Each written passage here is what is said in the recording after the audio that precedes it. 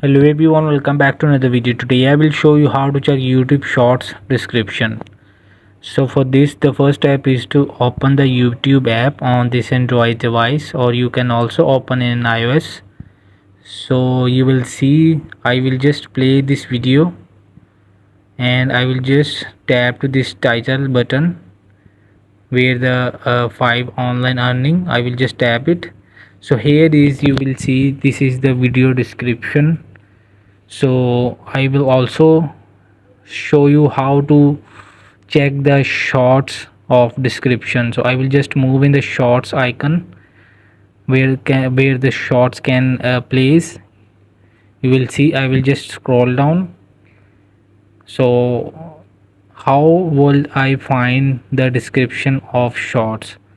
So I will just again scroll down. So here I will just tap to this title, and here is this the description. You will see this is the short description. This is how you will find. So hope this video help you. Please don't forget to like and subscribe and get notified for more videos.